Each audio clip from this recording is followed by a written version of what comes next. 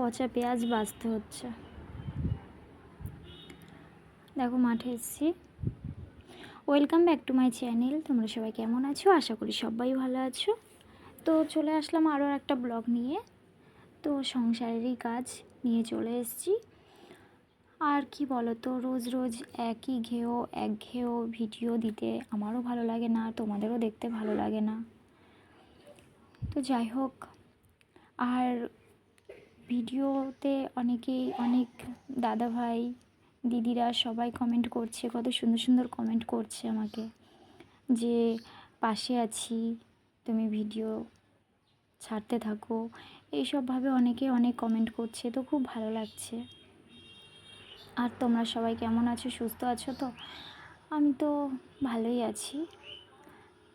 তো দেখো, আমার ঘরের সংসারেরই কাজ করছি, তারপর একটু মাঠেও যেতে হবে, মাঠেরও কাজ আছে।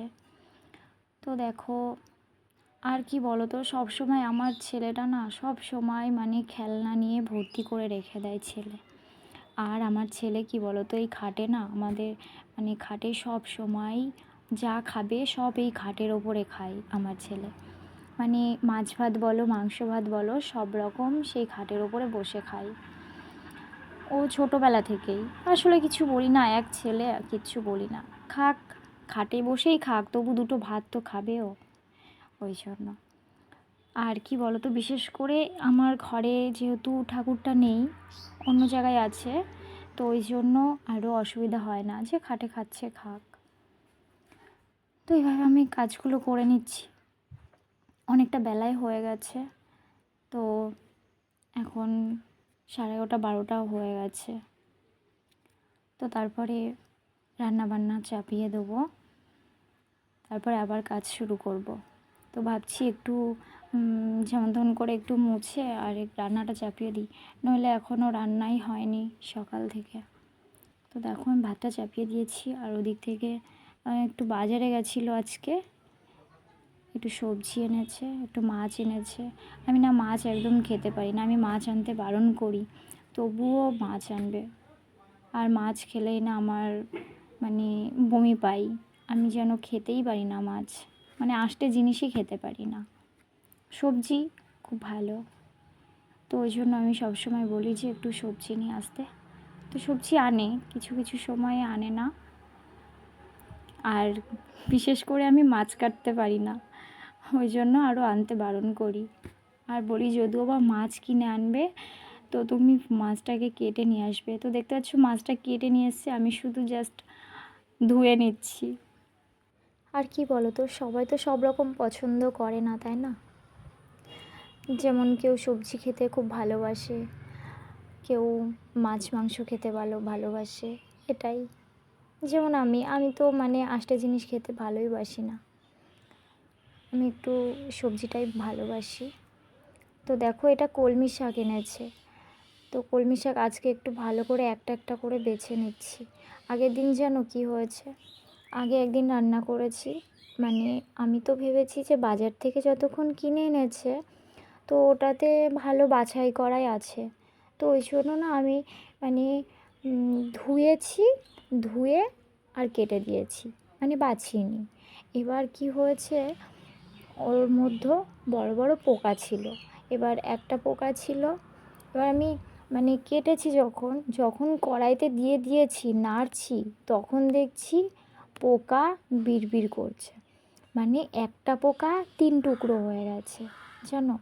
তো সেই থেকে আমি এবার থেকে ভেবেছি যে আমি এবার একটা একটা করে বাছবো, বেছে বেছে রান্না করব। আমার মতো যেন তোমরা করো না কখনো, যেরকম ধুয়েই রান্না করে নেব।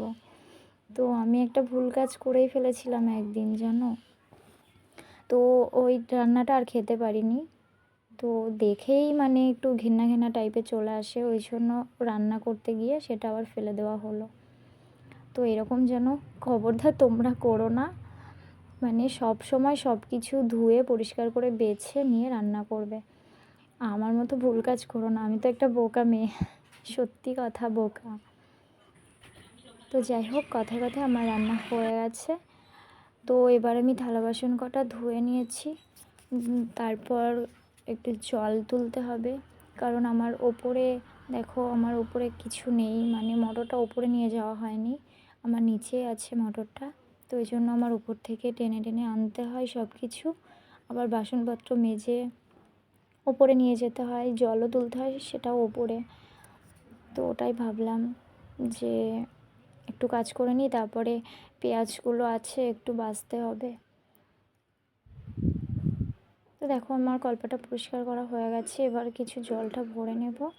আর কি বলো তো, এবার জল ভরতে গেলেও না বোতলগুলো একটু মেজে নিতে হয়, মানে বাসন মাজার মতো করে বোতলগুলো একটু হালকা মেজে নিই, কারণ মানে খাওয়ার সময় না, মানে ওই যে যে তেল চিট হয়ে যায় সেইগুলো একটু ধোয়া হয়ে যায়, ওটাই। আর বোতলগুলো পরিষ্কারও লাগে দেখতে। তো তারপরে দেখো আমি পেঁয়াজ ভাজতে শুরু করেছি। আর পেঁয়াজ বলতে আমাদের ওই যে বাঁশ দেখতে পাচ্ছ, বাঁশে রেলিং করে আর কি পেঁয়াজগুলো ঝুলিয়ে রাখা হয়, যাতে মানে যখন অসময় চলবে তখন একটু যাতে ওইগুলো নিয়ে বিক্রি করা হয়। কিন্তু এবার আমাদের এমনই পরিস্থিতি হয়ে গেছে যে সব পেঁয়াজ না জলে নষ্ট হয়ে গেছে আর সবই পচে গেছে। তো এই পেঁয়াজের ভিডিওটা আমি আরেকবার শেয়ার করব পরে ভিডিওতে, দেখবে। তো দেখো এই কিছু কিছু আছে তাও পচে গেছে, ওর মধ্য থেকে একটা দুটো করে বেছে বেছে নেওয়া হচ্ছে, যাতে পরের দিন আবার একটু বাজারে নিয়ে যেতে পারে।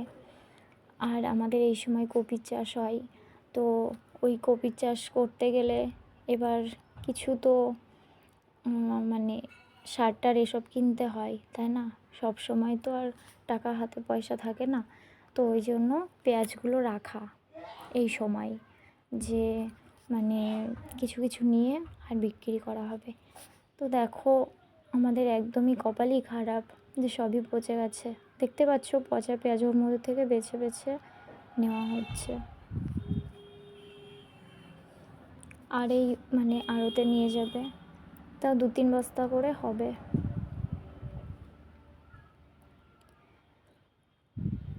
দেখো আমি ওই বস্তায় নিয়ে নিয়ে গিয়ে ওই বস্তাটা বোঝাই করছি, ওই এক বস্তাই হবে।